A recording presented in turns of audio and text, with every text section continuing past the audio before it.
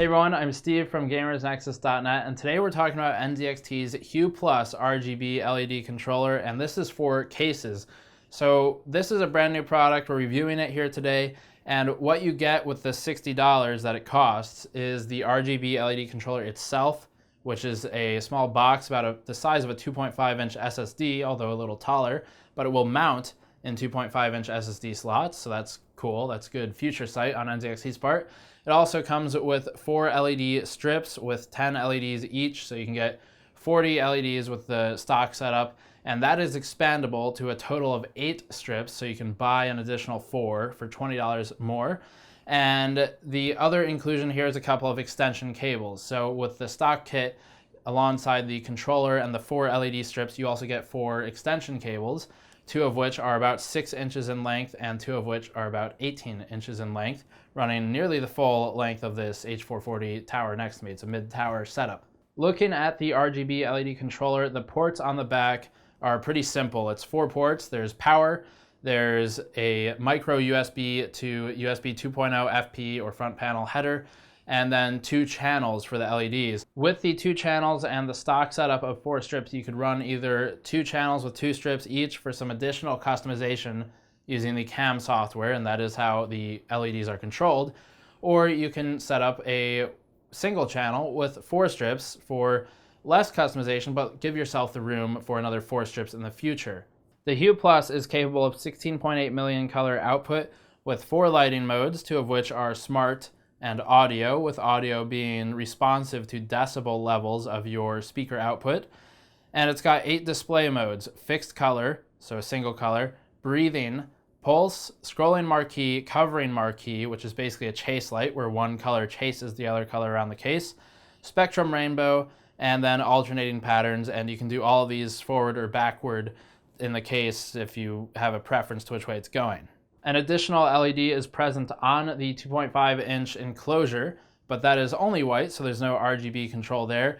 And that controller we've been able to mount pretty successfully on the top of the PSU shroud in this H440 V2. It'll be the same on the H440 and the S340 as well, and other cases that might have SSDs in that spot on top of the PSU. Now, the one limiter here to keep in mind is even though it is a 2.5-inch form factor, you won't be able to fit the controller on the rear side of the motherboard in a lot of cases, or even on the top of the PSU shroud, which we've done here, because it is a little bit taller. So the limiter with the PSU shroud setup is if we installed a PCIe SSD with a heatsink, that like the Intel 750, then you have collision issues on the lower slots.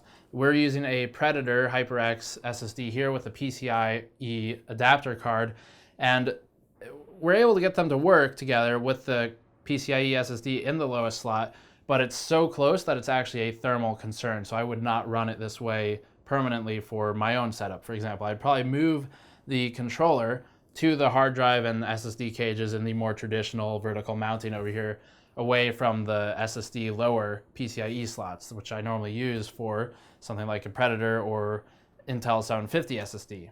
The color output on the HUE Plus is pretty impressive. I'm definitely happy with the vibrance and brightness of the LEDs.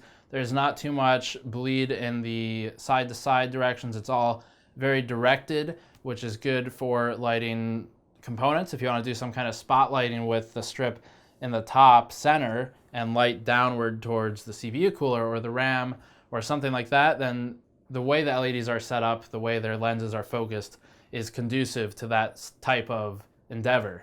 A few of the wishes I have for the HUE Plus would include an elbow connector similar to the SATA 90-degree headers, and that would be so that you can put it in the corner of the case and get a wall-to-wall flush, very clean LED strip setup. Right now, we're kind of tucking cabling away and tying it all down with zip ties, which, to NZXT's credit, they do include. I'd also like to see some additional customization through the software, and luckily for NZXT, they keep this all in-house. So they have the firmware in-house, they have CAM's software in-house, and that means that going forward, if NZXT is active in furthering development of the HUE Plus controller, they could enable things like game integration, which is something that Logitech does very intelligently with game developers.